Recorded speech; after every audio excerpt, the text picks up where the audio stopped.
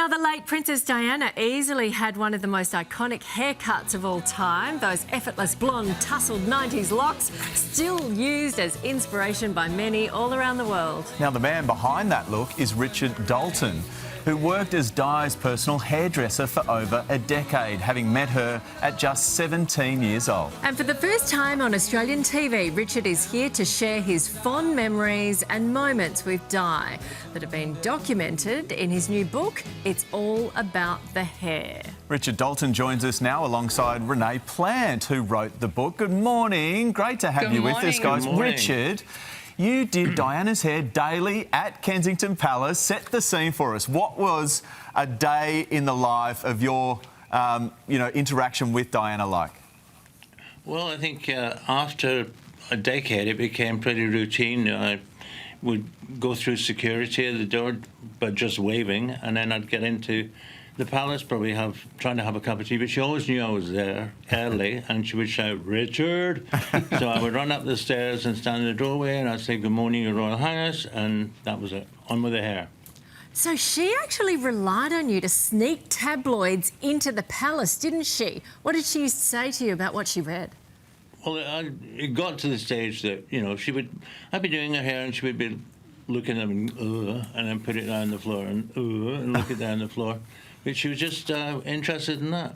She needed to know what was going on, or she used to call the GPs, which were the general public. She always liked to know what they were talking about. Did she? She would have just gotten so sick of it, right? Those magazines coming in daily as well. Now, also, Richard, interesting to hear, Harry and William, you gave them their first haircuts too. Did you do that regularly? And what was the first thing William did when he saw you coming? Well, I used to go up to the nursery, and William would run and put a little chair on top of the coffee table, and there's a chair, there's a coffee table. And he always liked it because he always got extra television. And it made it easier, but sometimes I would go up not doing the hair, and he would just say, "Oh, no." I said, no, not hair today," because he always thought he was getting extra television. Oh, they're gorgeous photos you've got there too. Renae, you're an Aussie who runs the Princess Diana Museum in LA. You actually included some of those items in the book and have brought some today. Yeah, so we've been, curating the Princess Diana Museum for the past 8 years, and there's over 2,700 historical items in that museum.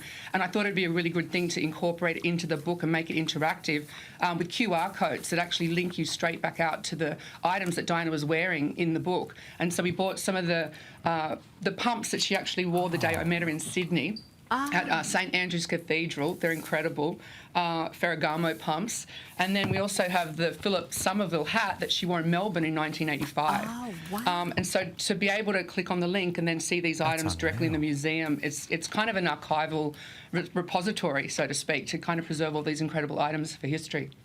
The great thing here too is you both wanted people to read in the book, to learn a little bit something about Diana that they didn't know. Renae, what was that?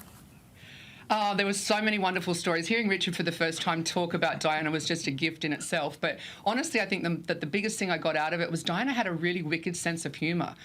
She would write cards that were so funny, give them back to people, but she would actually carry plastic vomit and plastic poop in her bag and put them on the seats on planes to kind of have fun with the staff while they were travelling. And I think that'd been a long trip to Australia. Yeah, it was I think that was just 36 hours. Yeah, really endearing to show that kind of quality about her, that she was just a human, kind, compassionate, loving, caring human that we lost all too early. Oh, didn't we? Just watching these pictures is just amazing. Richard, you've also included some never-before-seen photos in the book. How does it feel sharing the version of Diana that you knew?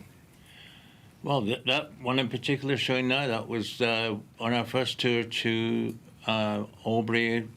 I think we stayed there, and that's where they were staying at the farm, and every day he used to go and see them. But the photographs been with me for a long time, and it's really nice to share them all.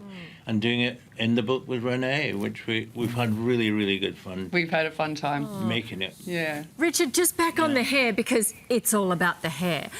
Did she just love the flicks? Where did you get the idea for that? Well, it evolved. I mean, over the 10 years, I did many looks. Slick back, for a photo shoot that was not supposed to be seen, but it appeared after the photographer sadly passed.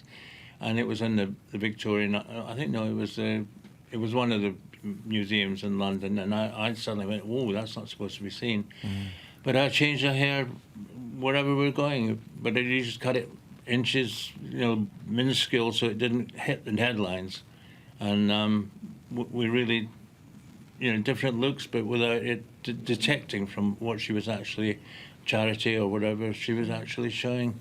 Oh, we're so glad that you've shared your stories in this book. Renae, Richard, thank you so much for your time this morning. Thank you so much. You can get it on our website, theprincessdianamuseum.org, or at the foundation, theprincessandtheplatypus.org. Thank you very much, guys. And Thanks for having us. If you'd like to buy a copy of Richard and Renae's book or the digital book, It's All About the Hair, visit the Sunrise website for all those details.